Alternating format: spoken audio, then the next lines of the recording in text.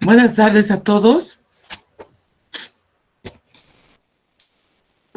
Buenas tardes, licenciada. Buenas tardes. Buenas tardes.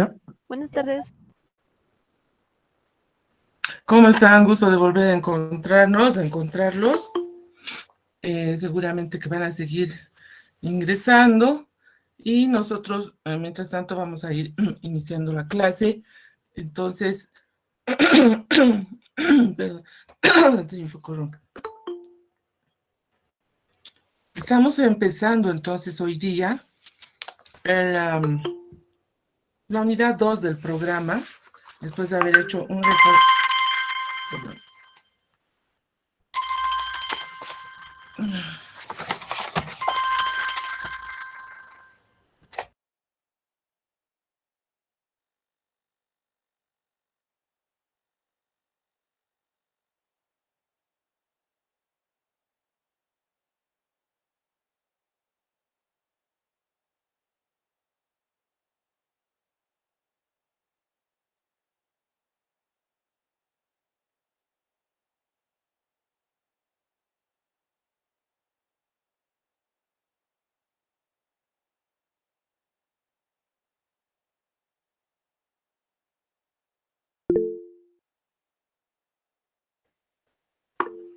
Buenas tardes, ahora sí, no, es que apagué porque mi celular está ingresado, recién lo he silenciado. Bueno, les decía entonces que estamos ingresando a la parte 2 del programa, después de haber hecho una muy breve incursión, digamos, en lo que serían aspectos básicos de la universidad, de investigación en artes, de lo que es la investigación en el siglo XXI, algunas discusiones, ¿no es cierto?, de lo que actualmente se piensa sobre la sociedad en curso, que estamos en esta sociedad de la virtualidad, de esos aspectos básicos pero fundamentales que nos van a servir ahora para ir entrando al contenido programático de la segunda parte. En esta segunda parte nosotros vamos a aprender lo que es el proyecto de investigación. Entonces, en esta parte propiamente desarrollamos lo que sería un proceso de investigación, lo que es un proyecto, las características que debe reunir una investigación, los niveles del proceso de investigación, la revisión de la bibliografía y luego la formulación propiamente de un proyecto de investigación hasta el informe de trabajo y los resultados, las partes de un informe, las formas de presentar que hay de un informe, etcétera. Y vamos realizando al mismo tiempo, tal como hemos hecho en la primera parte, ciertas operaciones, digamos, o dotándonos, ¿no es cierto?, de instrumental, de una buena lectura, que eso es básico para la investigación. Dotándonos también de instrumental metodológico y de instrumental teórico, tanto en el nivel de la formulación como también en el nivel metodológico y en el curso de la investigación y en la comunicación de los resultados, ¿no? Entonces, hay aspectos generales, digamos, entre las disciplinas que se toman, digamos, en esta parte del proyecto de investigación, que está en realidad como el contenido de la materia, el contenido que debe ser desarrollado en la materia. Ahora, nosotros en el curso de esta segunda unidad, lo que nosotros vamos a hacer, como les decía, es seguir aprendiendo, ¿no es cierto?, socializando, tomando muy en cuenta cada vez lo que se refiere a instrumentales muy importantes que se requiere la investigación, ¿no? Y las destrezas en la lectura, todo lo que está relacionado con la lectura para la investigación, eso también vamos a ir desarrollando junto con estas otras partes, ¿ya? La próxima semana es cuando voy a publicar las notas del examen que hemos tenido, que me falta todavía corregir una partecita. Y bueno, en algún sentido he visto que requieren un poco más de complejidad en el examen, y eso, bueno, lo vamos a ver en la segunda parte, ¿no? Pero, y también que requieren más libertad para escribir, me parece que se circunscriben mucho, pero eso lo vamos a ir desarrollando con las prácticas que vamos a hacer, ¿ya? Eh, entonces, lo que vamos a ver ahora, como les decía, y voy a ver si me permite compartir.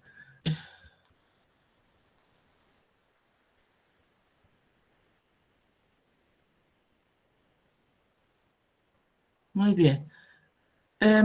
Vamos a ver la lectura como experiencia de conocimiento ahora. Y tipos y técnicas de lectura, todas volcadas a la investigación, ¿ya?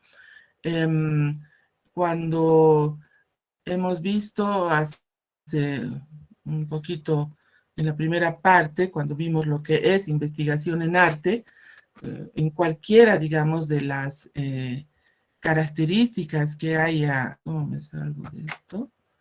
¿Qué es esto? Pues que ha aparecido. Ya. En cualquiera de las formas, en cualquiera de las clasificaciones de lo que es la investigación histórica, ¿no?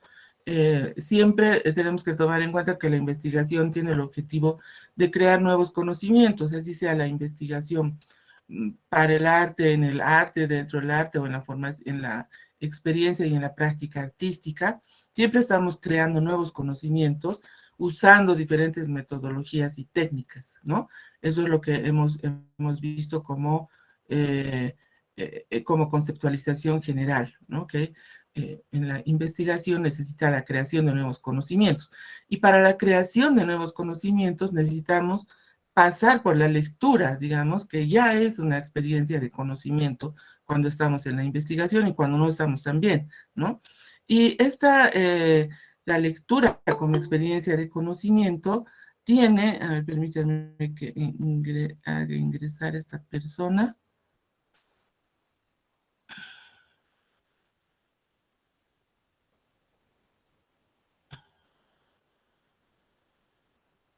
La lectura como conocimiento tiene pues asimismo como una propia historia, digamos, la lectura como experiencia de conocimiento, tiene también una propia historia de la representación en el arte sobre lo que es la lectura, ¿no?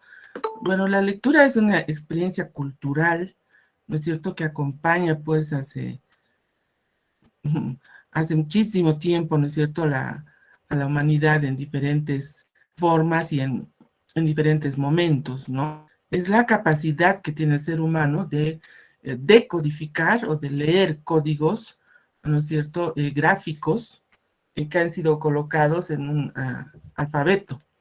Y esa es una experiencia muy, muy antigua, ¿no? Que en algún momento la vamos a ver, que tiene que ver también con la escritura, ¿no? Entonces, la lectura, que es mucho más generalizada que la escritura. Si bien hoy en día hay muchas personas saben escribir y saben leer, ¿no es cierto? Mm, Esto no ha sido siempre así, ¿no? La escritura siempre ha sido mucho más privilegiada para círculos mucho más pequeños, ¿no? Privilegiados de la sociedad, ¿no? Que en la lectura, que sí ha sido, por ejemplo, aquí ya vamos viendo representaciones, ¿no es cierto?, en el arte de lo que era la lectura, digamos, ¿no? Y la aparición del libro también, que es otro gran concepto cultural, digamos, que tiene su propia historia, ¿no? Me imagino que ustedes también ven este tema, pero conmigo vamos a ver más adelante también cuando veamos historia de la escritura, y tenemos una clase sobre ese tema. Vamos a ver cómo pues los conventos y los monasterios siempre han sido lugares de especialización cultural muy grande, donde la lectura, ¿no es cierto?, era uno de los aspectos en los cuales estas personas se especializaban. Por eso es que hasta ahora los conventos, los monasterios son espacios donde podemos encontrar enormes bibliotecas de libros muy, muy raros, ¿no?, muy antiguos, como se dice, libros raros, antiguos, libros curiosos, ¿no? Ya luego en la Edad Media están los libros manuscritos, ¿no? Libros que no pasan todavía por la imprenta, sino manuscritos, pero son libros donde se va ya quedando, digamos, la memoria de historias, ¿no? De literatura, de leyenda, de conocimiento científico, de muchas, de música, ¿no es cierto? De conocimiento religioso, de todos los campos del conocimiento se va codificando por medio de la escritura y quedando, digamos, en diferentes soportes y materiales, pero también era para grupos muy restringidos, ¿no?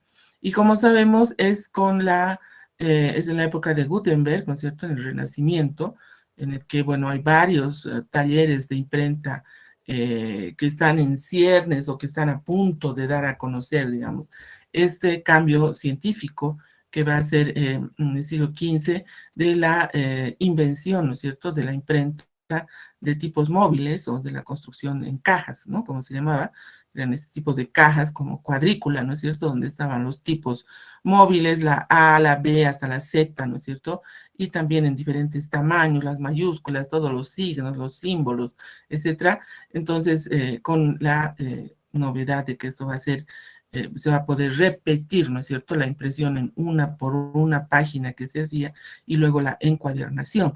Esa invención, digamos, y su difusión en Europa y por el mundo ha sido la que ha transformado la vida, ¿no es cierto?, de muchas personas porque pues va a llevar a un crecimiento cada vez más grande de lo que es la lectura.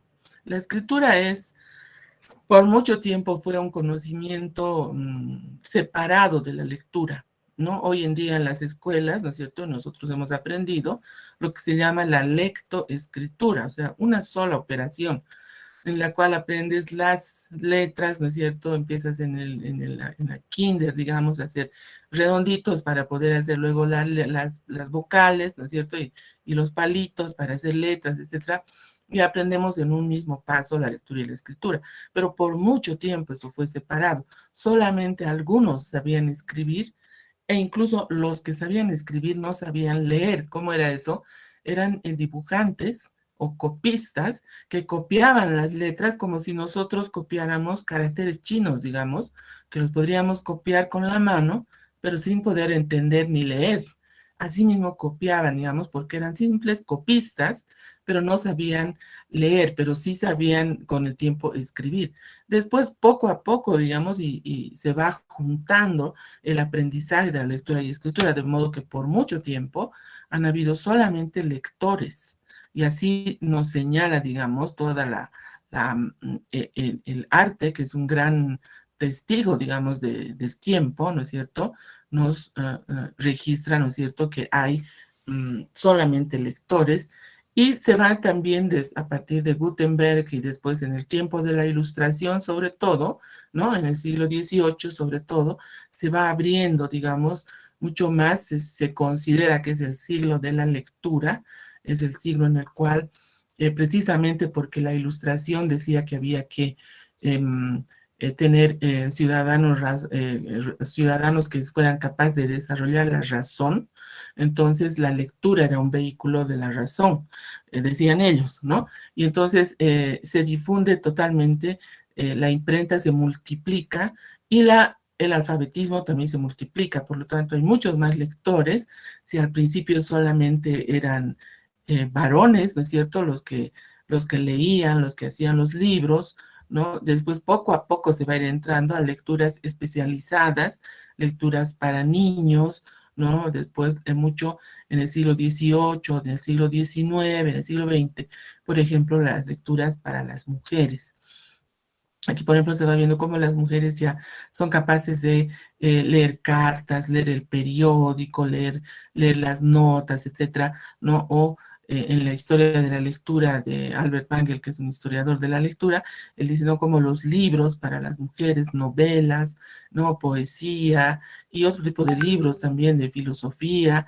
Ellas también participaban en los círculos de lectura de la Ilustración. Van entrando también las mujeres a ser lectoras y también algunas a ser escritoras, ¿no? Dependía mucho de posibilidad que tenían de educarse en esa época, en que no había escuelas, pero sí había profesores particulares y muchas familias podían pagar eso, entonces resultaban mujeres, mujeres lectoras, ¿no? Que eran otro tipo de otro tipo de lecturas para ellas. Y así, por ejemplo, estos cuadros del siglo XIX igualmente se ve como ya la lectura va siendo además una forma, ¿no es cierto? Quizá aquí se ve, a ver, aquí de formas colectivas de lectura, ¿no es cierto? De formas colectivas, de formas en las cuales la lectura todavía no es un espacio individual, digamos, no es una experiencia individual, se va mostrando también cómo se va dando como formas, espacios de, casi de espacios de lectura individual, ¿no? Como se ve aquí. La capacidad de, eso es nuevo también en cierto momento, después de la ilustración, que se leía mucho en voz alta, que se leía como se reza, digamos, en voz bajita, ¿no? O que se leía como susurrando, digamos, a pasar a la lectura silenciosa. Esa es la lectura de tipo moderno, de tipo burgués, dirían, de la Revolución Francesa, en la cual la posición que tiene ella, ¿no? De leer en silencio, ¿no? De leer en un lugar igualmente donde ella pueda entender, digamos, lo que está leyendo, pensar lo que está leyendo, eran las formas modernas y asociadas a la Revolución Francesa. De modo que esta niña, digamos, ya en el siglo XIX, es un resultado de ese proceso, digamos, de adopción social de la lectura, en la cual el ideal era la lectura silenciosa individual. Ese era el ideal de la lectura moderna, ¿no? Como vemos esta niña en su casa, con otros libros, ¿no? Acompañada de su perrito, totalmente en silencio, ¿no? Igualmente aquí, por ejemplo, vean estas manos, ¿no? Hojeando estos libros impresos, ¿no? En estas formas antiguas, con tapas de cuero, ¿no? Y el uso de lentes, por ejemplo, para agrandar, ¿no? Los caracteres. Mm. Y va siendo así entonces una conquista, fíjense en este cuadro, una conquista del siglo XIX, de que la lectura es un momento de introspección individual en el cual debe primar el silencio y la tranquilidad para que haya lectura. Son formas modernas y burguesas de la lectura, ¿no? Ese era, como digo, el ideal de la lectura. Sin embargo, también miren, por ejemplo, este cuadro impresionista de la lectura en espacios públicos y de la lectura colectiva, que ha sido y sigue siendo en muchos lugares también un espacio privilegiado de sociabilización, ¿no? La lectura puede ser esto podría ser un tranvía, por ejemplo, ¿no? En el siglo XIX, aquí dice The New York Times, debe ser, ¿no? The New York Times. Y aquí, por ejemplo, igualmente leyendo aquí, uno que sabe leer y todos que le van escuchando, que muy posiblemente no lo sepan leer, no sepan leer, ¿no? Esa era una forma también que va junto con las formas individuales, las formas colectivas, y en voz alta de la lectura, ¿no? Y bueno, la lectura va siendo entonces una experiencia social, cultural, porque por ahí se conoce, se discute, se pasa, diríamos así, como antes del cine, antes, obviamente que antes del internet, antes de la televisión, antes de la radio, antes del cine, ¿no es cierto? Estos espacios de sociabilidad en los cuales lo que está en el día, las noticias y el conocimiento nuevo, la literatura antigua, los libros de medicina, y una serie de cantidades de libritos que había de lectura popular, por ejemplo, los almanaques eran muy populares, como hay el almanaque Bristol, creo que es, ¿no?, el que circula, pero eran cientos de miles los que circulaban como lecturas populares, y también, por ejemplo, las lecturas que son para los trabajadores, ¿no? Para los obreros. Por ejemplo, aquí el imparcial, ¿no? O puede ser aquí, por ejemplo, un artesano en su taller vivienda, ¿no es cierto? Parece ser un zapatero, ¿no? Que está disfrutando de su lectura, ¿no? Disfrutando de su lectura en un momento de descanso, está leyendo el periódico, ¿no? Tal como él en la calle lee y la prensa obrera también va a ser uno de los grandes que incrementa la lectura en los sectores obreros y populares. Acá mismo, ¿no es cierto? Por ejemplo, tenemos bastantes testimonios de ello, tanto en el siglo XIX como en el XX, ¿no? En la Biblioteca Central de la UNSA, por ejemplo, tenemos las colecciones de periódicos bajo el nombre de El Artesano Ilustrado, El Pueblo, etcétera, ¿no? Y vamos a tener, digamos, ¿no?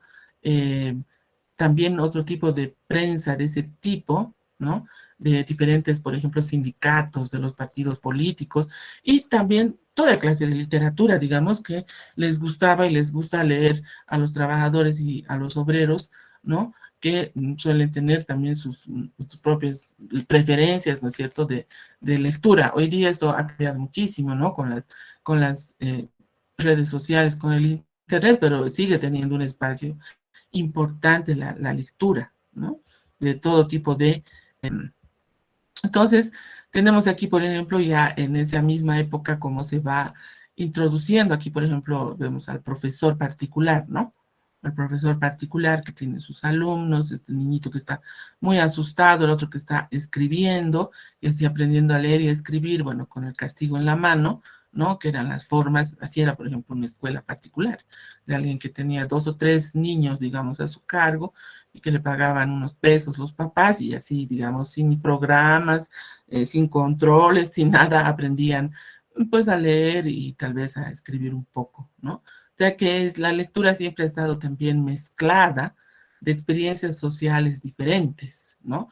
Fueran en sectores más pudientes, en sectores, por ejemplo, estas de clases medias de esa época, ¿no? En sectores sociales amplios, ¿no? De sectores urbanos que han sido importantes, los sectores de trabajadores y los niños, y de ahí se va pasando, se va dando un salto, digamos, importante, por ejemplo, para llegar a fines del siglo XX a tener otras formas de lectura, ¿no? Cuanto más se va democratizando, diremos, o haciendo más común la lectura, los libros, ¿no? Un poco más cercanos, el acceso a bibliotecas, por ejemplo, en las ciudades, ¿no? Muchos colegios tienen su biblioteca o las bibliotecas públicas, ¿no? Por ejemplo, la biblioteca municipal aquí en La Paz o las bibliotecas, por ejemplo, de la carrera de artes, diferentes bibliotecas que ahí van aproximando, ¿no es cierto?, los libros y la lectura a diferentes grupos sociales, ¿no?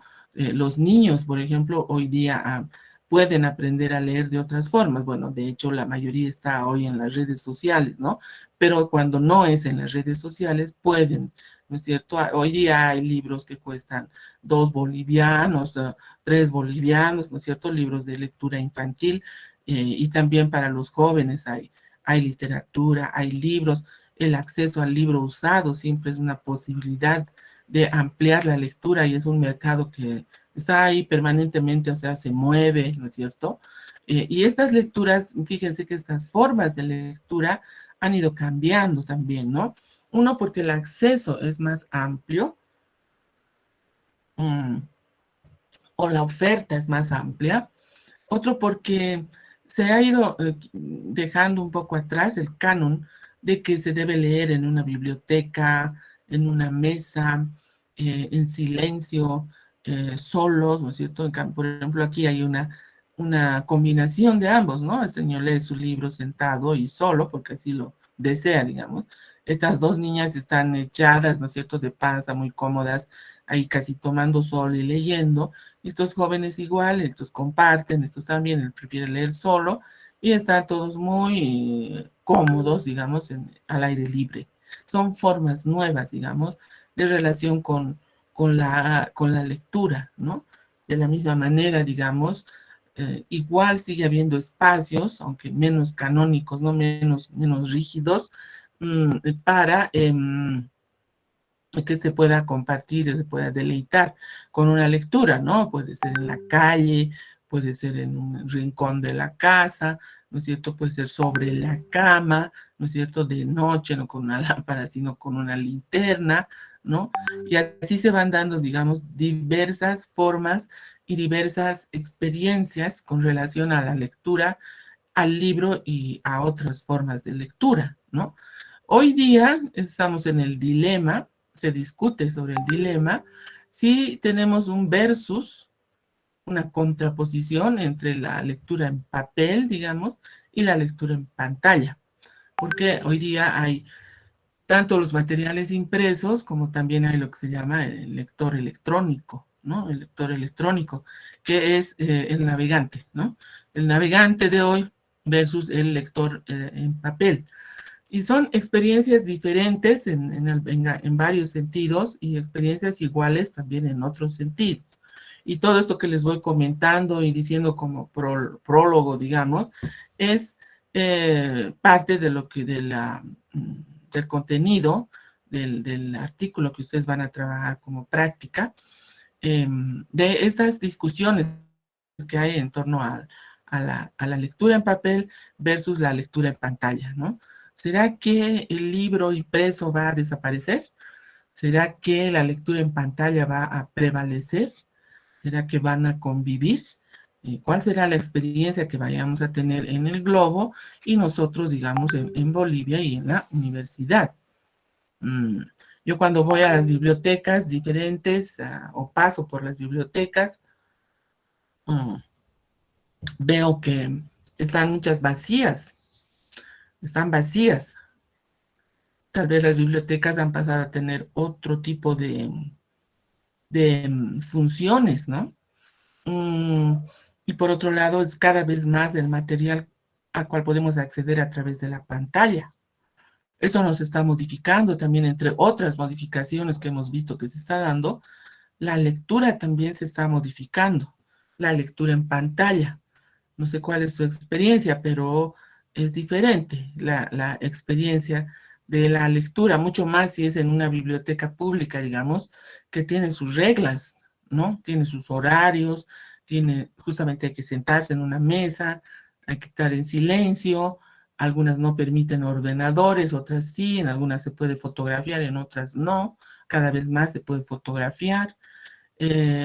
Voy a estar un momento, luego me voy a ir. En mi casa leo un momento, tal vez me puedo hacer un café, sigo leyendo, son las 10 de la noche, no pasa nada, ¿no? Tiene también sus ventajas y tiene sus desventajas también, porque muchos libros, por ejemplo, que tienen texto e imagen, generalmente los escanean solamente el texto, de las imágenes no. Entonces eso es una gran desventaja, porque puede ser que a mí como lector yo esté buscando justamente entender a ese autor a través de las imágenes, pero no las han escaneado. Entonces, tiene sus complicaciones y sus dificultades y definitivamente es otra experiencia. Tan es otra experiencia, ¿no? Que en algunos países, por ejemplo, han establecido leyes, por ejemplo, a favor de la lectura física. Entonces, por ejemplo, en Rumania, ¿no? Que es un país que está en Europa del Este, uno viaja gratis en el bus si va leyendo. No te cobran el boleto si vas leyendo. Entonces es una forma de estimular la lectura en tiempos muertos, ¿no? Generalmente pueden ser bastante tiempo el que nos tome, por ejemplo, trasladarnos, y es un tiempo en el cual una lectura liviana, ¿no es cierto?, nos puede acompañar. Por ejemplo, algunos países están haciendo esto, ¿no? Pero en otros países es bastante, digamos, lo que hay sobre la cultura de la lectura y del compartir, digamos, por ejemplo, aquí en un metro, ¿no es cierto?, en el Japón, van compartiendo, digamos, y leyendo la prensa, ¿no? Todavía física, porque hoy día sabemos que uno se puede suscribir gratuitamente a una docena de periódicos bolivianos, digamos, y todas las mañanas me va a dar la alarma, ¿no es cierto?, de que ya tengo el sitio habilitado, ¿no? Se van cargando las ediciones digitales del periódico, que no son las mismas que la edición impresa, ¿no? Como sabemos, son otra edición, o sea, es otro periódico, aunque diga las mismas noticias y más importantes, es otro periódico. Por eso es que libros, revistas, periódicos que son impresos llevan un ISBN, un número internacional de edición. Y el mismo periódico, digamos, La Razón de hoy lleva un número internacional, ¿no? La Razón impresa de hoy lleva un número internacional. Y la Razón en línea de hoy lleva otro número, como si fuera otro periódico, porque en realidad es otra edición, está diagramado de otra manera, tal como me va a aceptar la navegación, ¿no es cierto? Y de la misma manera, un libro impreso tiene un número internacional, el mismo libro, pero en versión digital tiene otro número. El mismo libro, perdón, en formato digital tiene otro número. Eso nos da la idea de que son diferentes ediciones, ¿no? Pero ambas pueden tener el mismo contenido o aproximadamente el mismo contenido. La diferencia es más grande en la prensa, ¿no? Y tenemos finalmente una experiencia totalmente nueva ahora de la lectura, que son los audiolibros, ¿no? Los audiolibros, y me olvidaba poner los podcasts, los audiolibros que son, bueno, ya no necesito hojear el libro, sino necesito escuchar que alguien va leyendo el libro y yo tengo que tener auriculares. Entonces puedo ir, no sé, pues en un tren, puedo ir en una flota, puedo ir en el minibús con mis auriculares y me están leyendo el libro. Es una experiencia muy interesante, ¿no? En algunos casos han logrado, por ejemplo, en los poemas sean los mismos autores los que lean los poemas, entonces es muy delicioso, digamos, escuchar al propio autor leyendo su poema, ¿no? Eh, y tenemos finalmente los podcasts, ¿no? Los podcasts son, es todo un movimiento mundial, ¿no? Que hay lo que le llaman la movida podcast, eh, que son grabaciones, ¿no es cierto? Grabaciones en línea de programas radiales, de entrevistas, de todo hay, igual que, digamos que igual, no sé, igual que el TikTok, digamos que hay de todo. En el podcast igual hay de todo, ¿no? Pero eso es solamente para oír, es audio nada más, ¿no? Pero se pueden encontrar ahí, por ejemplo, quizá, digamos, una entrevista a, no sé, alguien que ustedes quisieran conocer, fuera un artista, un pintor, una conferencia de arte, lo pueden ir escuchando, ¿no? Es una maravilla el podcast, es una verdadera base de datos global, ¿no? Que nos pone al oído. Ya no es radio, ¿no? No es radio, no es cierto, es otra cosa. El podcast es una maravilla como movimiento mundial que se utiliza como, todos utilizan ahora podcast, ¿no? Para diferentes y para la investigación hay muchísimo de lo que ustedes quieran. O sea que en esos tiempos muertos, digamos, los audiolibros o el podcast, que ya no son libros propiamente, porque son materiales hechos a propósito solo para la escucha, ¿no? Entonces, en esta parte, ¿qué es lo que queremos, digamos, reforzar? Como dice Humberto Eco, que vamos a tomar otro artículo de él, mucho más largo, cuando él habla de Internet a Gutenberg. ¿Qué tan lejos estamos?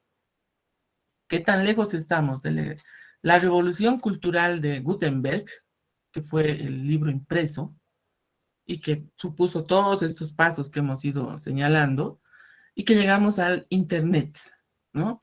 A partir de 1960 en adelante, ¿no? Con los 3 o 4 grandes que hay hoy en día, ¿no? De Microsoft, de Apple, de Mark Zuckerberg, ¿no? Del Facebook, que se ha comprado el Instagram, se ha comprado el WhatsApp, y con otros más que hay tan importantes, que son multimillonarios, ¿no? Pero multimillonarios. A ver, creo que están tocando, digo, perdón, a él, levantando la mano, perdón, voy a ver. ¿Alguien ha levantado la mano? Ah, no, entonces yo escucho mal.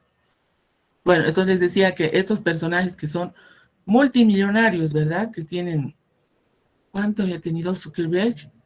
990,000 millones. O sea, imagínense, 990,000 millones de dólares. Así está evaluada su fortuna. No, es una cantidad que casi no me puedo imaginar, ¿no? Y bueno, hoy en día, pues, ¿y qué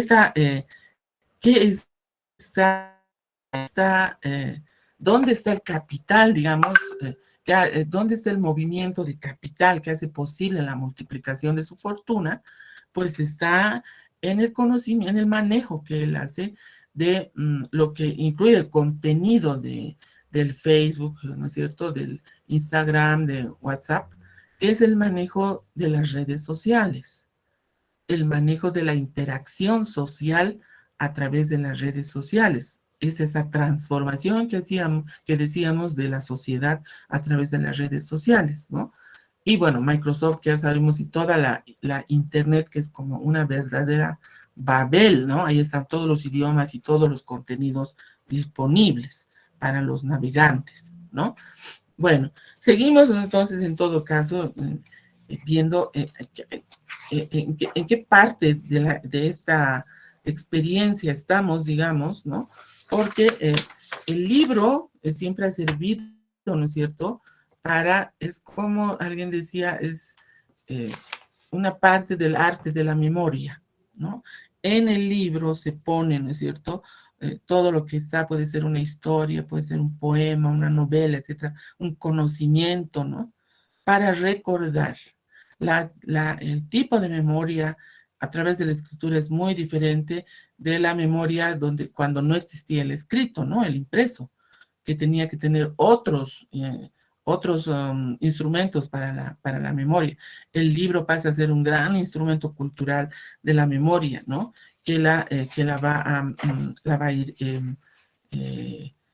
facilita pues la memoria, y es así que puedo recurrir a un libro de la literatura, digamos, en Roma, puedo ir al Códice Maya, puedo ir, no sé, a la historia de Persia, puedo recorrer todo, ¿no? No tienen que estar en mi cabeza, pero sí están los libros, digamos, para contener esa memoria, ¿no?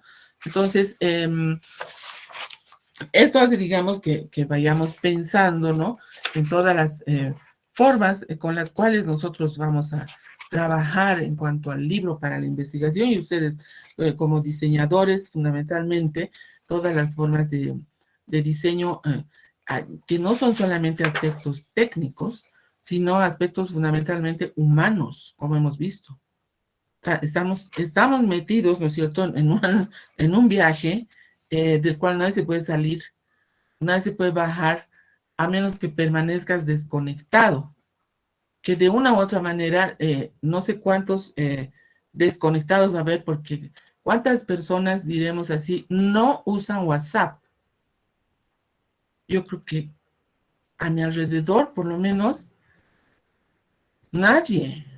Si yo me pongo a pensar, no estoy pensando en mi familia, sino, digamos, en el barrio, en la universidad, nadie, ¿no? Nadie. Nadie. Muy pocas personas, digamos, quedan al margen del WhatsApp. El Facebook ya es más, incluso hay personas que se resisten a entrar al Facebook precisamente por el tema de la privacidad, ¿no? Eso ya es más cuestionable, digamos, y no todos quieren tener un perfil en Facebook, eso ya es otra cosa, pero WhatsApp, creo que el WhatsApp ha sido el que más éxito global ha tenido, ¿no? Más que cualquiera de las otras redes sociales. Y bueno, si eso segmentamos, digamos así, por generaciones, y vamos, digamos, 60 y más, 1%, digamos, el Facebook, ¿no? 50 y más, que va a ir aumentando, ¿no? 12 y de 12, digamos, de 12 a 15. ¿Cuántos tienen Facebook? ¿Cuántos usan WhatsApp? ¿Cuántos entran al TikTok? Etcétera. O sea, generacionalmente va a ir cambiando nuestra perspectiva, ¿no? Muy bien. Entonces, con estas, siempre hay que tomar en cuenta que la investigación es esto que estamos haciendo, es de reflexión sobre lo que nos parece normal, digamos, o lo que nos parece una cotidianidad, una verdad ya pues conocida o de perogrullo, como se dice, el periódico, ¿no es cierto? Pero ¿cuál es la experiencia con el periódico? ¿Qué organiza socialmente? ¿Cómo conocemos? ¿No? Cuando leemos, perdón, cuando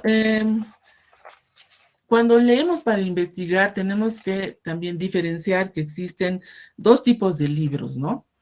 Hay libros para investigar y hay libros para consultar, ¿no? Para leer, pues están los libros como las novelas, ¿no?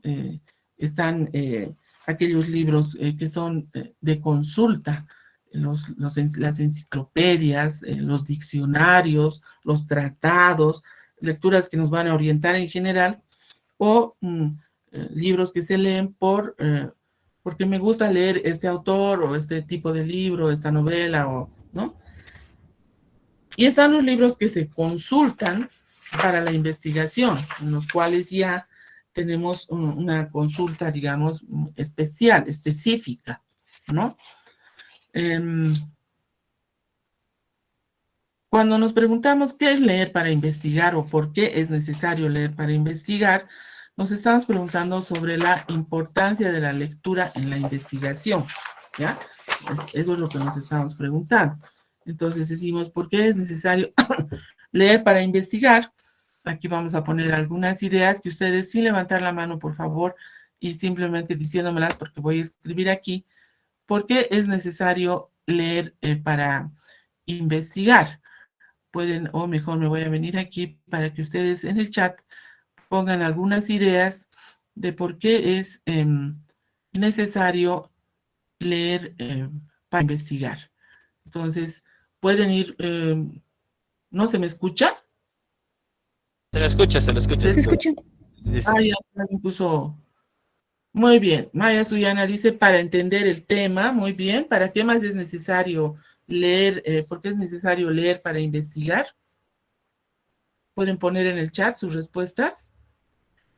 Para tener más conocimiento, para obtener mayor conocimiento, para reflexionar acerca de los conocimientos, para saber a lo que quieres llegar, para ampliar el conocimiento, para comprender el porqué, para tener argumentos, para ejecutar el tema, para conseguir datos viables, para realizar comparaciones de la información.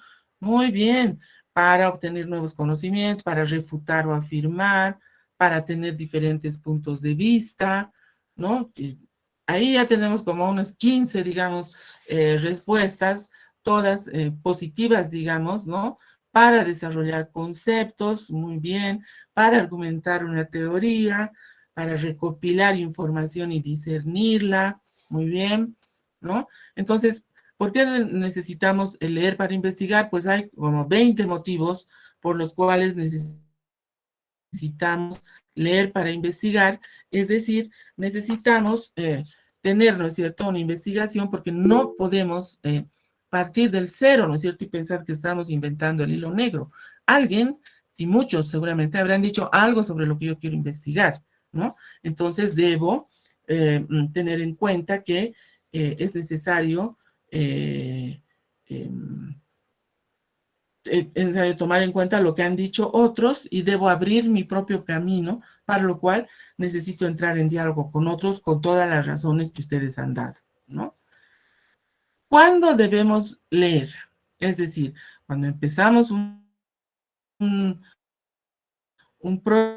proyecto, decimos, bueno, voy a ir a la biblioteca a indagar, ¿no? Para sustentar la investigación, muy bien, para conocer nuevos aportes, muy bien, para sacar una idea propia, excelente. ¿Cuándo debemos investigar? ¿En qué momentos de la investigación debemos leer? Cuando hacemos una investigación, ¿no es cierto? Siempre pensamos, digamos, es muy recomendable empezar a leer, pero seguramente que lo voy a requerir hacer en diferentes momentos. ¿Cuándo creen ustedes necesario que es importante leer en la investigación? A ver, pongan sus respuestas en el chat. ¿Cuándo debemos leer?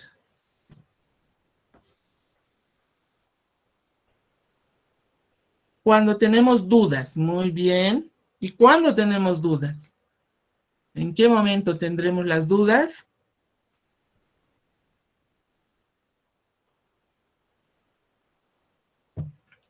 ¿Cuándo leemos? A ver, para investigar, a ver, digamos, la profesora Margarita les digo, vayan e indaguen, no sé qué, el arte en la Edad Media.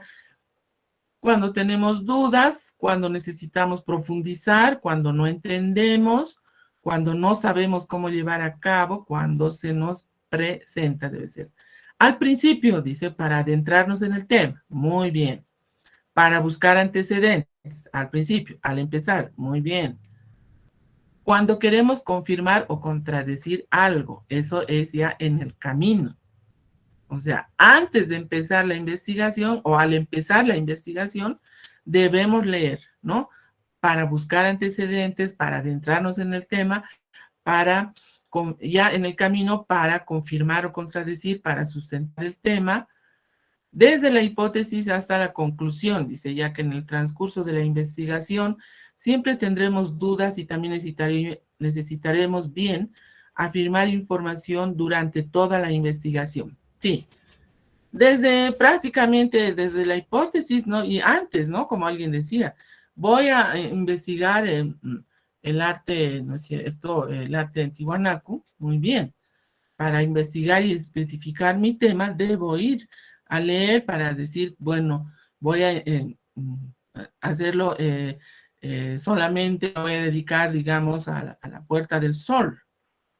Y solamente eso voy a, entonces, ¿quiénes han escrito qué es y en qué yo puedo aportar o desde qué punto de vista voy a investigar? Entonces, antes y durante, muy bien, antes y durante para poder diferenciar para una buena redacción en todo momento según se requiera, al comenzar en el desglose, ¿qué es el desglose? Para introducirnos a la investigación, finalmente para culminar y ver si nuestra investigación tiene coherencia. Muy bien, o sea, antes, ¿no? Ya hemos dicho por qué. Durante, porque para redactar bien, por ejemplo, vuelvo a consultar, ¿no? En todo momento que requiera yo tenga dudas, muy bien. Para culminar y ver si tiene coherencia nuestra investigación, ¿no? Y también puede ser después de la investigación, cuando hemos publicado, digamos, o hemos entregado nuestro trabajo. Si lo hemos publicado, por ejemplo, puede ser que haya habido reacciones, ¿no? Y alguien diga, felicidades, qué buen tema, ¿no? Y qué buena metodología, pero creo que el autor es de tal, no dijo tal cosa, digamos. Entonces, me hace dudar, vuelvo a leer después de la investigación, ¿no?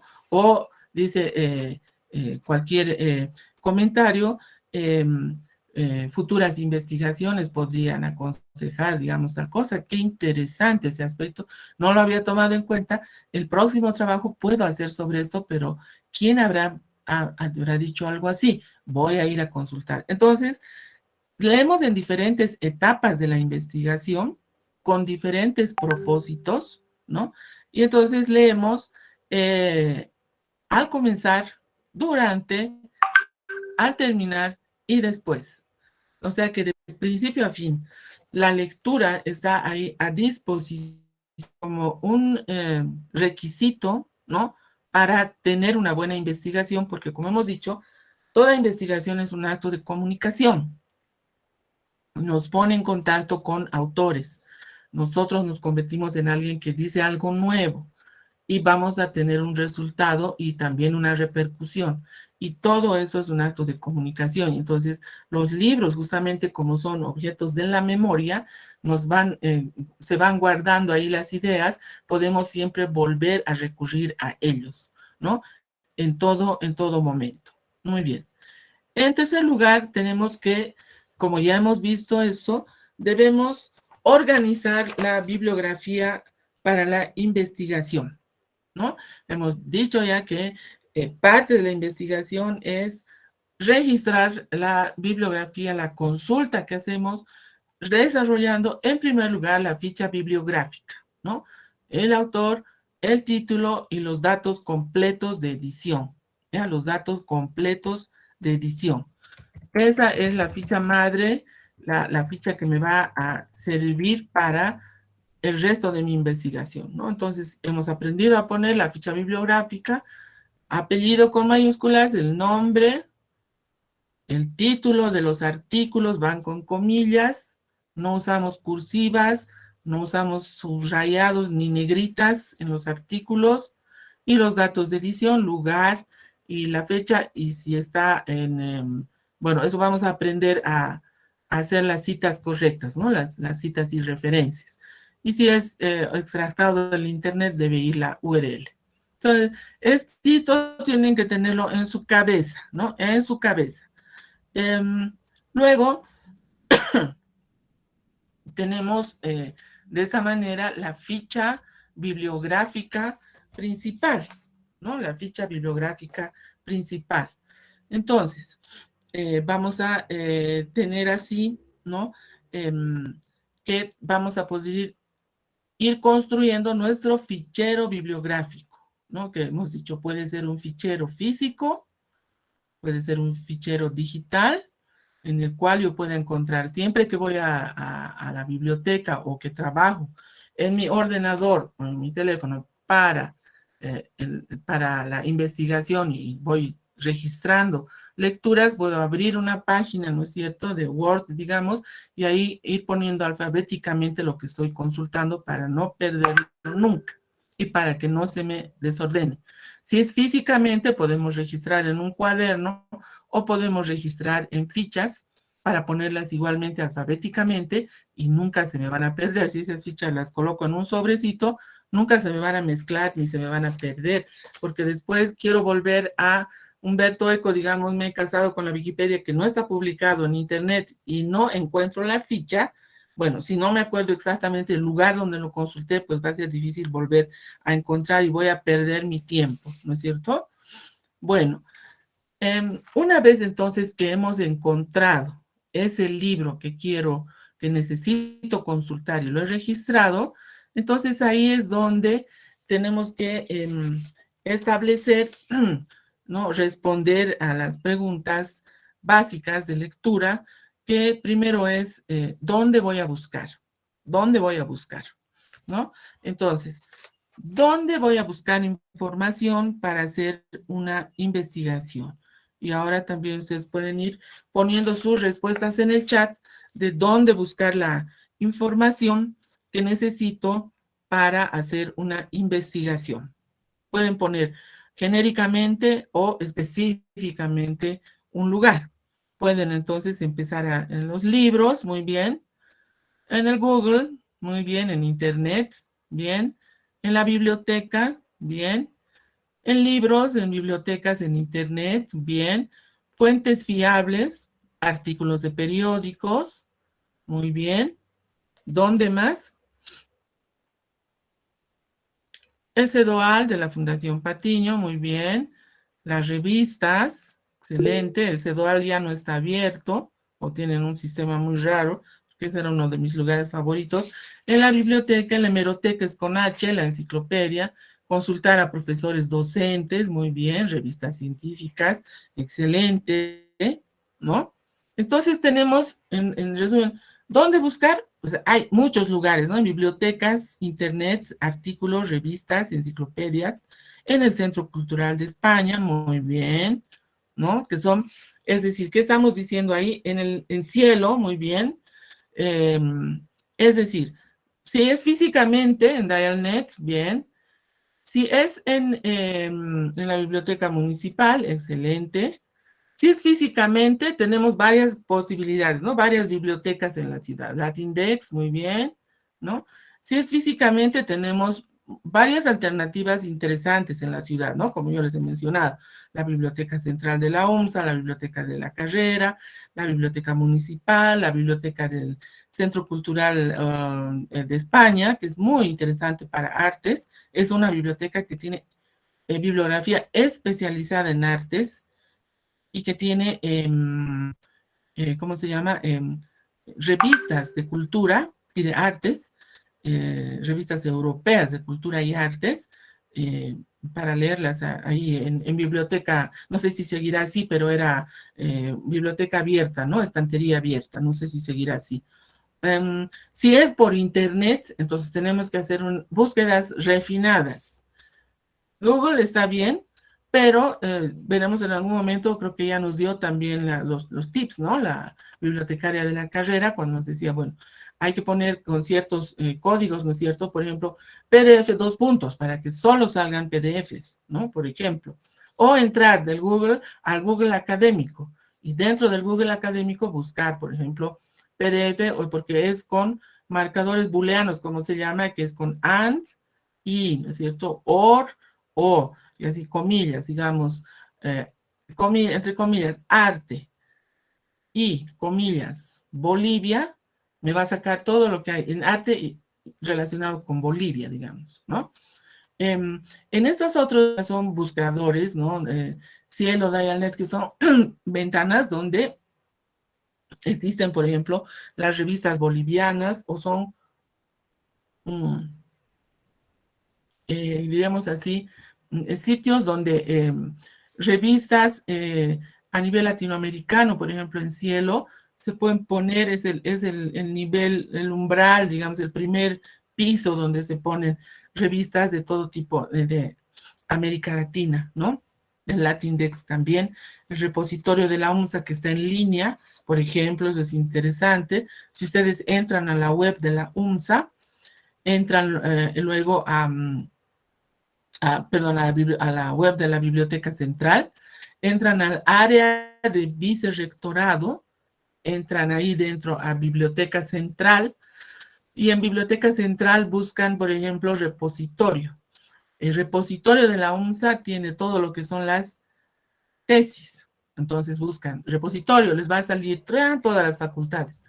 Arquitectura, artes, digamos, y ahí van a tener a texto completo todas las tesis, trabajos dirigidos que se han defendido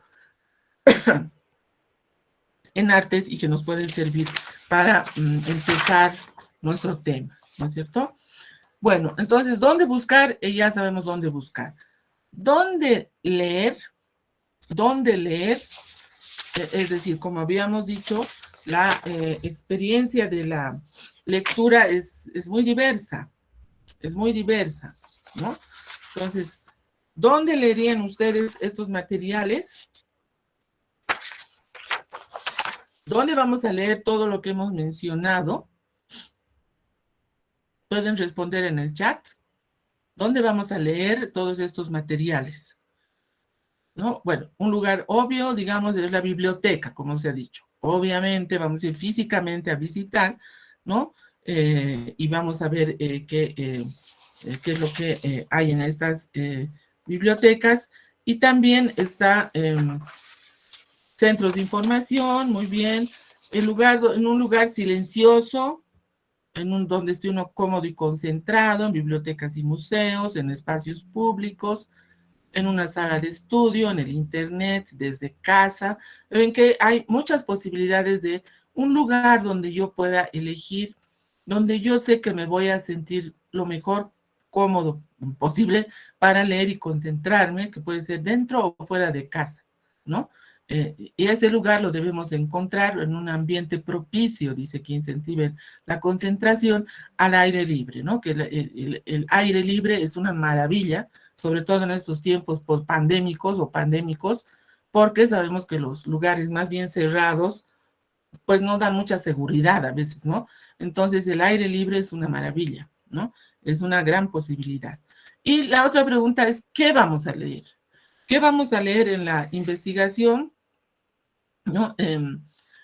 Y ustedes ya han ido poniendo varias alternativas, ¿no? Libros, ¿no? Revistas, informes, periódicos, materiales a los que se tiene acceso por internet, por ejemplo.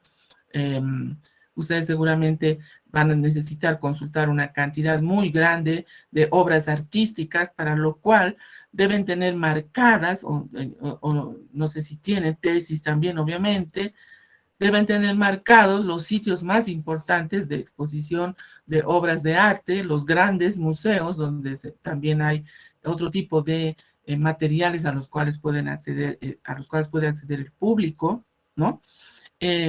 Necesitamos leer, obviamente, literatura dedicada al tema, literatura específica del tema que estoy investigando, pero también necesitamos leer trabajos recientes sobre el tema y trabajos clásicos, ¿no? A veces los clásicos son de 1960, digamos, no importa. Si el trabajo tiene trascendencia, si es importante, si todos lo toman como un gran referente, tiene valores que realmente van a conducir a investigación, es importante, pero no solamente esos trabajos. Siempre la investigación es un diálogo con el conocimiento actual. Tiene que haber bibliografía reciente, que pueden ser en libros, artículos, pueden ser videos, pueden ser blogs, entrevistas, podcasts, todo lo que ustedes quieran, pero tiene que haber bibliografía actual, fundamentalmente libros y artículos, que es donde está hoy día el conocimiento concentrado, ¿no? Y obviamente que también vamos a tener que leer libros sobre la metodología que estoy llevando a cabo.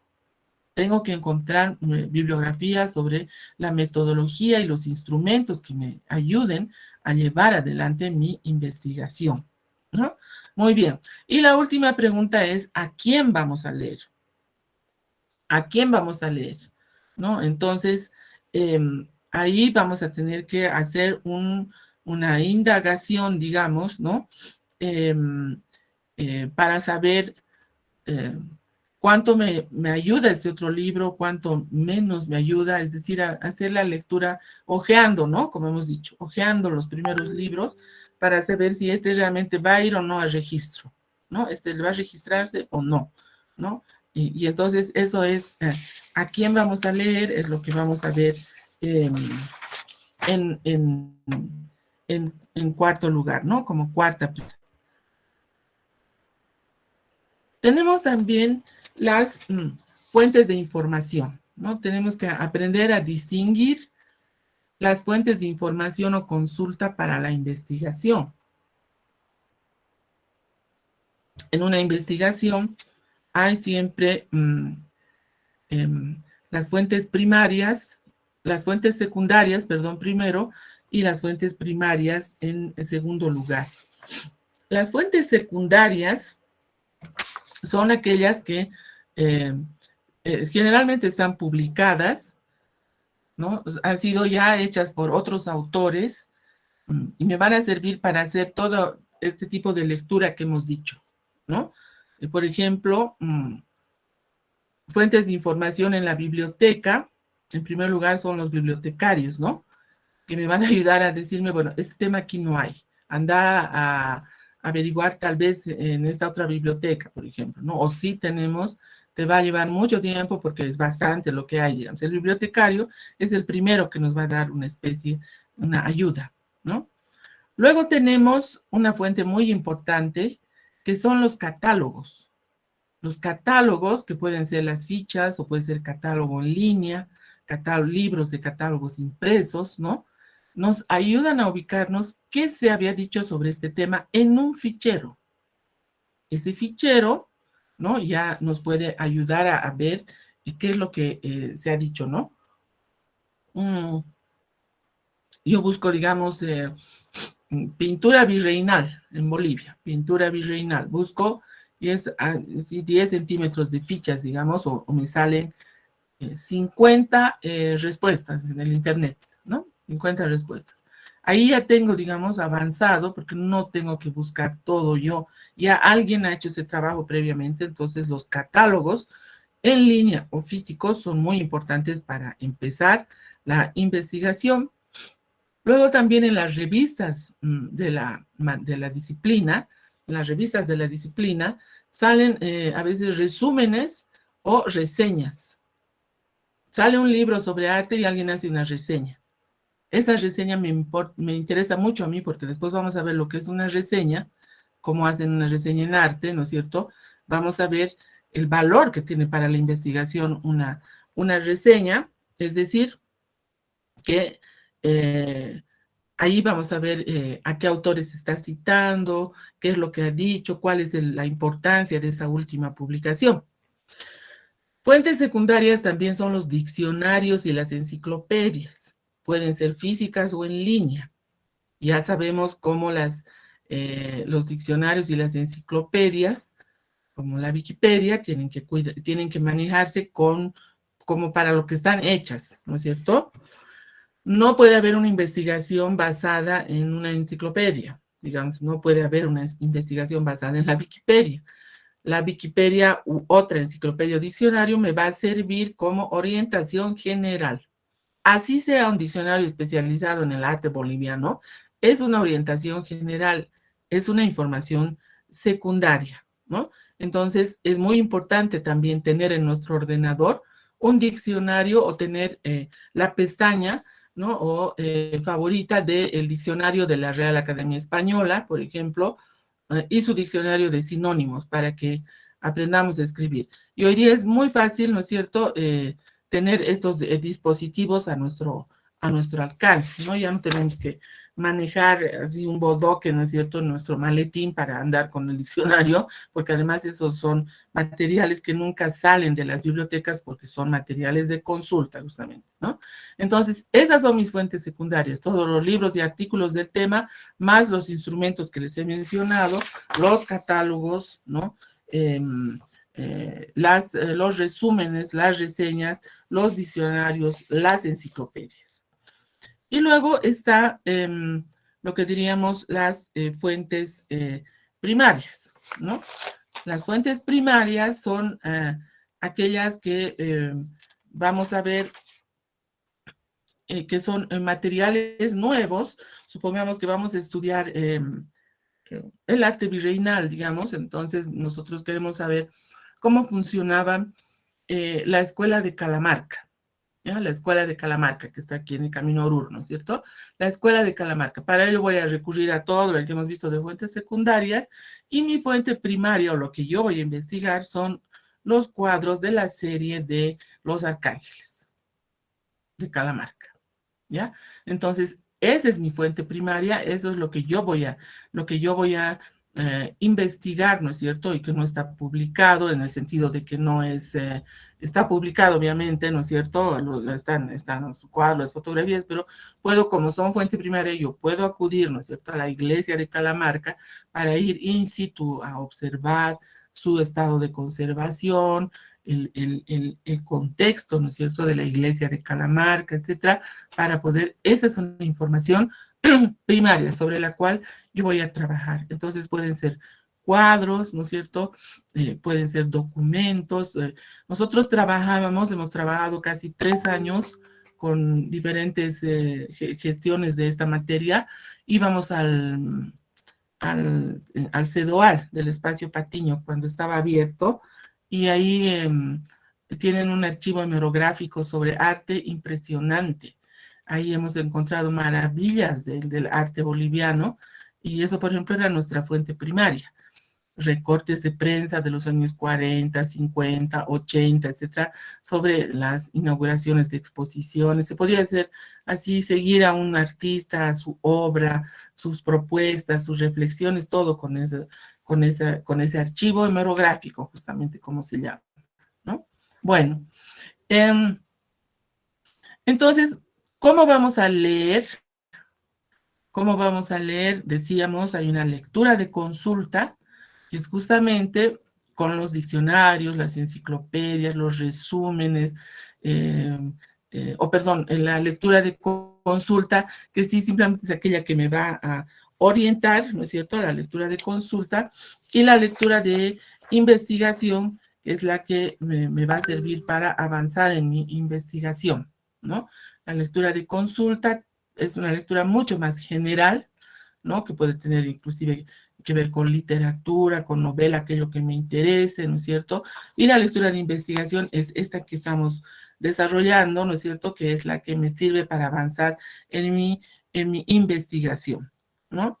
Entonces, tengo que tener, digamos así, una estrategia de lectura para ver cómo voy a ir realizando, digamos, mi investigación, ¿no? Perdón, voy a ver cuál es esta próxima lámina.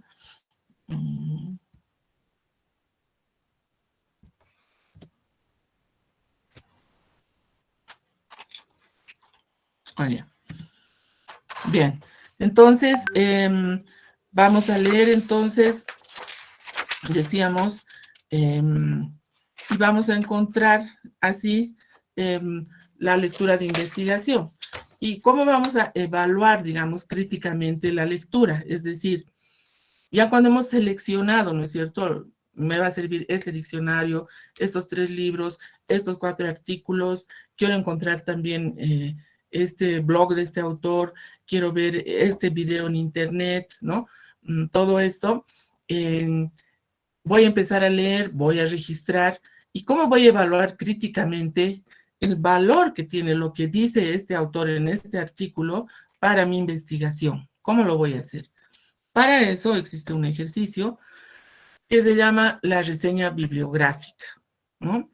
La reseña bibliográfica es una actividad de lectura intensiva para la investigación. Es estrictamente para el ámbito académico que se hace la reseña, aunque también se hacen reseñas para el gran público.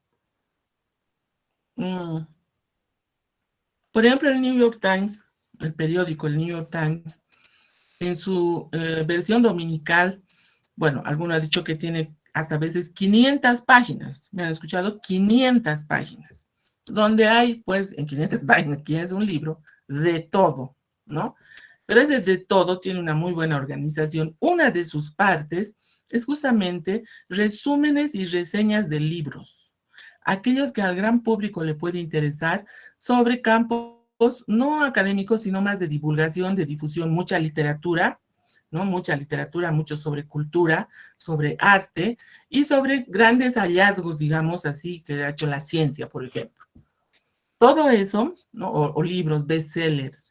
Entonces son páginas de páginas que todos los domingos salen sobre las reseñas y resúmenes de libros para que el gran público se entere en primer lugar.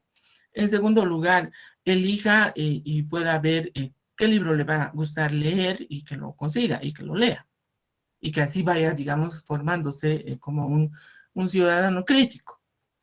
Entonces, la reseña bibliográfica para el ámbito académico, que es un ámbito más cerrado, ¿no es cierto? No es para la prensa, es una habilidad que desarrolla el investigador. Se aprende a hacer reseñas, ¿ya? Se aprende a hacer reseñas para la investigación.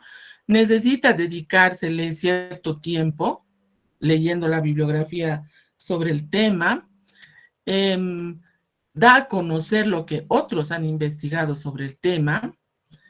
Da claridad sobre el tema, porque la bibliografía, o digo, la reseña debe ser breve. Digamos, para un libro de, no sé, 300 páginas, 3 páginas de reseña, nada más. O sea, es muy breve, pero muy incisiva la reseña. Nos tiene que decir con claridad, este libro o este artículo trata de esto. Sus ideas principales son estas. Esta es la más fuerte por esta razón. Parece que en esta idea le faltó esto. La gran novedad es que trae, digamos, no sé, una bibliografía que no conocíamos, digamos, o novedades sobre el artista, no sé, ¿no? Hace una evaluación crítica del punto de vista del autor. En la reseña bibliográfica es tan interesante y tan importante lo que dice del libro y del artículo como quién lo dice a veces. A la reseña le escribió, digamos, un conocido escritor, artista, sobre otro artista. Qué interesante leer esto, ¿no? Un par le va a hacer, ¿no es cierto?, la vista a otro par. Entonces, la reseña bibliográfica, como decíamos, es una gran habilidad que se aprende y que justamente la vamos a practicar, empezar a practicar. Entonces, nuestra práctica número 2, que la voy a subir a continuación, es sobre otro artículo de Umberto Eco, que se llama ahora De Internet a Gutenberg, que es justamente lo que hemos estado viendo, que yo lo he puesto un poco gráficamente en la primera parte, pero que él obviamente hace toda una reflexión en torno a esto que es este dilema de haber pasado de la era Gutenberg a la era del Internet. Otro mundo. Así como Gutenberg abrió otro mundo cuando no había libro impreso, el Internet ha abierto otro mundo, ¿no? Entonces él dice, el ordenador e Internet han restablecido la primacía de lo escrito. Ha restablecido la primacía de lo escrito. El hombre Internet es un hombre gutenbergiano. A ver, para ir finalizando la clase. ¿Qué entienden ustedes por ese pensamiento? El ordenador e Internet han restablecido la primacía de lo escrito. El hombre Internet es un hombre gutenbergiano. En principio, ¿qué querría decir para ustedes? A ver, pueden poner unas 2 ideas, 2 o 3 personas nomás para ir viendo. ¿Qué querrá decir Eco en este pensamiento? ¿Cómo podemos entenderlo? A ver, adelante, Miriam.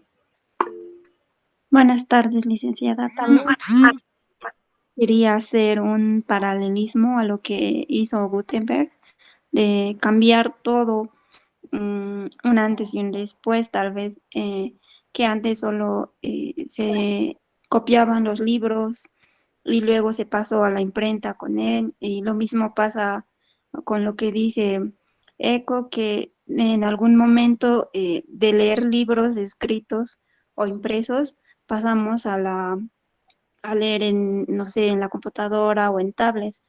Entonces nos está comparando a las personas que en ese momento pasaron de un momento a otro, pero totalmente diferente y restablecido, como reseteado.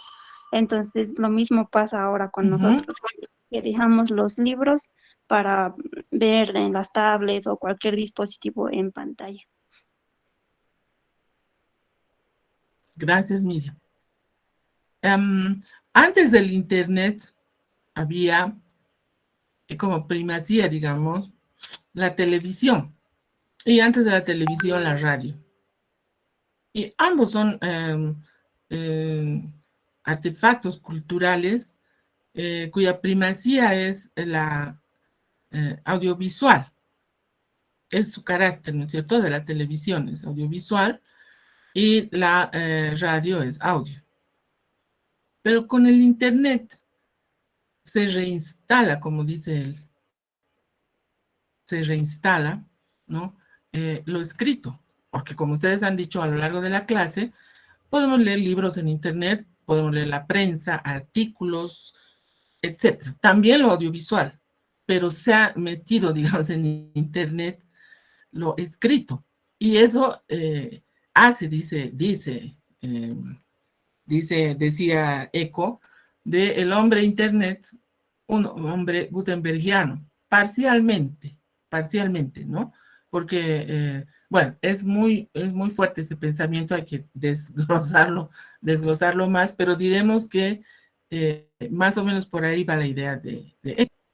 Entonces, como se llama, siempre es polémico Eco. Entonces, ustedes van a hacer una reseña bibliográfica, ¿ya?, de ese artículo de Humberto Eco, de Internet a Gutenberg. En esa reseña bibliográfica, ustedes van a poner en un, yo voy a poner este trabajo en el Classroom. Entonces, el artículo y lo que tienen que hacer en el trabajo, ¿no? Lo que ustedes van a hacer es, bueno, poner primero de qué carrera es y van a hacer por grupos, ¿ya? Grupos de 3 personas, ¿ya? Aquí vamos a poner 3 personas. Entonces ponen apellido, nombre, apellido, nombre, apellido, nombre. Luego, hacen la ficha bibliográfica del artículo. Luego, señalan cuál es el objetivo del artículo. ¿Ya? Señalan cuál es el objetivo del artículo. Vamos a poner aquí 5 líneas. Listo. Luego, señalan 4 argumentos del artículo. 4 argumentos del artículo. ¿Ya? Número 1, dice tal cosa. Número 2, número 3. Cada artículo, cada argumento debe tener 200 palabras. Entonces pone, señala 4 argumentos. 1, tal cosa, 200 palabras. 2, tal cosa, 200 palabras. El siguiente punto es que discutan uno de los argumentos. ¿Cuáles son los pro y los contra? ¿Concuerdas o no con él? 200 palabras. Y finalmente le ponen un título nuevo al artículo de acuerdo a su conclusión. Eso lo entregan hasta el lunes 30 de mayo a las 12, a las 10, vamos a poner. A las 10 a.m. por Claro. Y algo más que tengo que decirles es que cada estudiante del grupo debe enviar el trabajo por Claro. Es decir, del mismo trabajo voy a tener 3 envíos, ¿no es cierto? Del mismo trabajo voy a tener 3 envíos. Solamente voy a corregir uno. Pero a los otros les voy a poder poner la nota en el Classroom. Porque si no me mandan algo, yo no puedo poner nota así. No puedo responder a la nada, ¿no es cierto? No me va a dejar. Entonces, ustedes tienen que hacer esto. ¿Les queda claro lo que tienen que hacer? ¿Hay alguna pregunta? ¿Está todo claro entonces? Sí. Sobre el nuevo título, sería, o sea, nuestra reseña, y esa reseña va a tener otro título, o tenemos que tener como una conclusión y el título. Ya. Bueno, la idea es que le pongan un título como conclusión, ¿no? Estamos haciendo el primer ejercicio para aprender a hacer una reseña bibliográfica, porque así no es una reseña, pero es el primer ejercicio. Entonces, como conclusión, como él le ha llamado de Internet a Gutenberg, ustedes pónganle un título de acuerdo a cómo han interpretado y qué es lo que les deja el artículo, que es un artículo muchísimo más extenso que el artículo de la Wikipedia, ¿no? Pero como ya conocen a ECO y ya estamos aprendiendo a manejar argumentos y todo eso, entonces esa es la idea, que ponga el artículo, o digo el título, al final. Adelante, Julián Matías.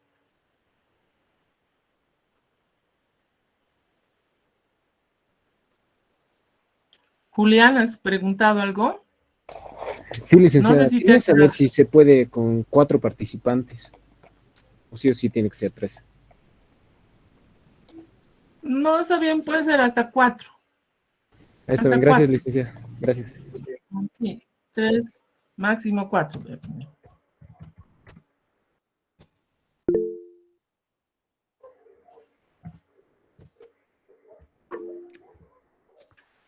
¿Hay otra pregunta?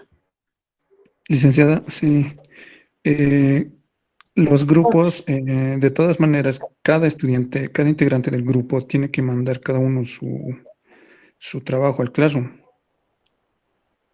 Claro, va a ser el mismo trabajo todo el grupo, ¿no ves? Va a ser el trabajo, van a hacer el grupo y le van a poner ahí los nombres, todo lo que dice, ¿no ve? Pero lo van a subir al Classroom 4 veces. Cada uno me va a responder, ¿no es cierto? Como yo lo voy a poner ahí. A cada uno le va a salir tarea asignada individualmente. Y ustedes, el trabajo que han hecho como grupo, suben el mismo trabajo, pues el mismo trabajo, 4 veces van a subir. Pero yo solamente voy a corregir una vez, pero a todos les voy a poder, a todos los del grupo les voy a poder asignar nota porque me están devolviendo el trabajo. Me sale a mí como docente, me sale tareas devueltas, me sale la lista de los que devuelven. Entonces yo a esos les puedo asignar nota. Si me sale también una lista donde dice los que no devuelto, dice, ¿no? No realizada, dice la tarea. Entonces esos no se les asigna nota porque no hay nada que calificar, ¿no? ¿Se entiende? O sea, en la tarea les va a salir tarea asignada, ustedes abren, va a estar ahí estas instrucciones, ustedes agarran un Word, trabajan esto del artículo, lo hacen, y luego cuando devuelven les sale subir, por ejemplo, les sale subir el archivo, entonces suben su Word y ponen entregar, y con eso ya han entregado el trabajo. Pero cada estudiante del grupo lo tiene que hacer para que pueda salirme en la lista de los que han entregado, todos los que están entregando el trabajo. Cuando yo vea el grupo, digamos, el grupo de donde está Alejandro, Matías, etcétera, yo voy a calificar ese y me voy a anotar que estoy calificando y les voy a asignar la nota, la misma nota a los del grupo, a Jorge, a Julián, a Jair y a Noga, digamos, la misma nota. ¿Se entiende? Sí, les Sí, agradezco. doctora. Bueno, por mi parte, sí, muchas gracias. Muy bien. Entonces, ustedes tienen que organizarse en grupos de 3, máximo 3, 4. No hay trabajos individuales, por favor. Estamos adoptando esa modalidad, ¿ya? Y entonces me envían. Quisiera que tomen en cuenta que en el Word es muy fácil identificar cuando la máquina nos marca que está con error ortográfico, ¿no es cierto? Nos pone en rojo o nos pone en azul, no lo acepta. Entonces ustedes simplemente tienen que hacer un clic en la palabra, un clic derecho, y les sale corregido lo que realmente debe de ser. Tienen que aprender a escribir así, si es en Word. No pueden escribir con errores, ni de diseño, ni de artes, ni de medicina, ni de nada. O sea, se están formando como profesionales. Aprendamos a escribir bien, y en Word es muy fácil. Te pone en rojo y en azul cuando no está bien escrito. Entonces vayan con el clic derecho y hacen esto. ¿De acuerdo? ¿Alguna otra pregunta más? ¿Ninguna? Bueno, entonces terminando la clase yo ya lo subo y me entregan el lunes, hasta el lunes, hasta el próximo lunes, ¿no? ¿Es el próximo lunes, 30 de mayo? Sí, ¿verdad? No tengo aquí mi calendario. ¿El próximo lunes es 30 de mayo? Doctora. No, Pero es sí, licenciado. 23. 23, doctor. Ah, no. 23. Cierto, 23, Ah, ya, 23. entonces me he equivocado. Me he equivocado. Es para el lunes 23, es para la próxima semana. Eso lo voy a corregir, ¿ya? Entonces, tomen eso en cuenta a las 10 de la mañana, y si pueden antes, mucho mejor. Pero hasta las 10 de la mañana y después ya se va a cerrar, ¿ya? Bueno, ¿algo más entonces? Bueno, entonces nuestra clase sobre la lectura para leer, para investigar ha terminado. Nos vemos el próximo lunes a la misma hora. ¿Listo? Que les vaya muy bien entonces. Hasta luego. Chao, licenciada. Hasta luego. Hasta luego, licenciada. Luego, Licenciada. Hasta luego. Hasta luego, licenciada. Hasta luego. Hasta la próxima clase, licenciada.